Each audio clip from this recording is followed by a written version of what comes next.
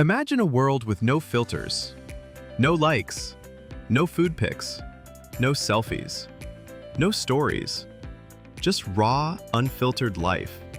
Now imagine two guys launching an app that completely changed all that and turned scrolling into a global habit.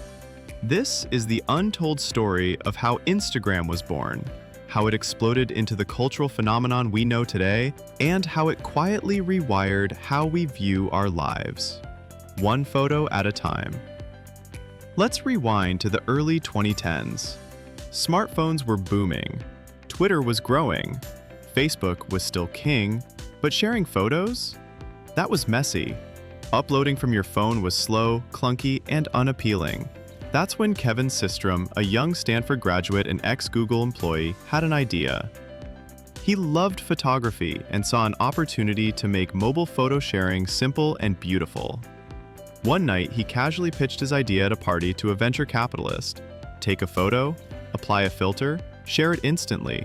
The VC said, "Show me a working version in a week and I'll fund it." Kevin teamed up with Mike Krieger, a brilliant Brazilian developer. Together, they had been working on an app called Bourbon, part check-in service, part photo-sharing app. But it was too complicated, so they decided to strip everything down to its core. One function, one experience. Take a photo, add a filter, share. On October 6, 2010, they launched it. The name, Instagram, a mix of instant and Telegram. What happened next was insane. Within 24 hours, 25,000 people downloaded the app. By the end of the week, it had over 100,000 users. Why? Because it was fun, easy, and, for the first time ever, your phone photos actually looked good. But here's the magic. Those filters weren't random. They were inspired by Kevin's trip to Mexico. His girlfriend complained, "My phone photos don't look good." So he coded a few filters to make them warmer and nostalgic, like an old Polaroid camera. That little tweak sparked a global obsession. Overnight, amateur photographers started feeling like artists. Everyday moments looked cinematic, and people began sharing more of their lives. Not just the highlights, but the aesthetics. 2 years later, Instagram had only 13 employees, but it had over 30 million users. That's when Mark Zuckerberg came knocking. Facebook bought Instagram in April 2012 for a mind-blowing $1 billion. People thought Zuckerberg was crazy. Instagram had no real revenue model, but he wasn't buying it for profit. He was buying it for power. He knew mobile photos would dominate the internet, and Instagram was ahead of the game. From that moment on, Instagram wasn't just an app, it became a way of life. It changed how we eat. Food wasn't just to enjoy, it had to be photographed from the right angle, with the perfect lighting. It changed how we travel. Vacations became content opportunities. If you didn't post it, did it even happen? It changed how we look. Filters became standard.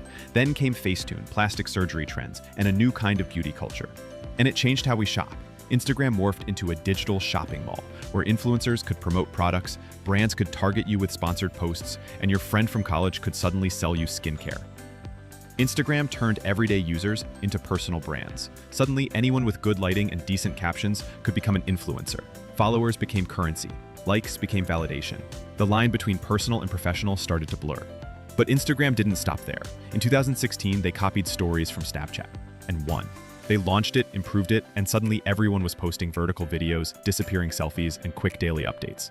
Then came TikTok. Fast, funny, chaotic, it changed how people consumed content, especially Gen Z. In response, Instagram launched Reels, basically TikTok, but inside Instagram. Now, the app that once glorified still images and artistic filters was shifting into full video mode.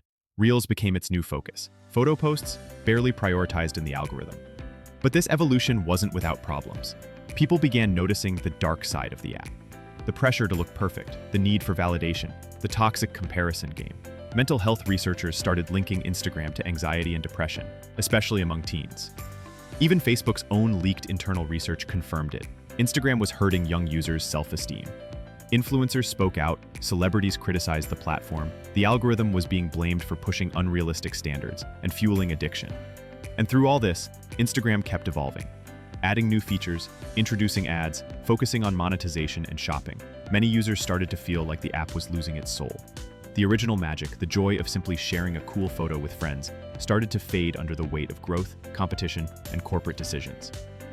So here we are now, over 1 billion users, Reels, Stories, DMs, live streams, shopping tabs, and algorithms that decide what you see before your friends do.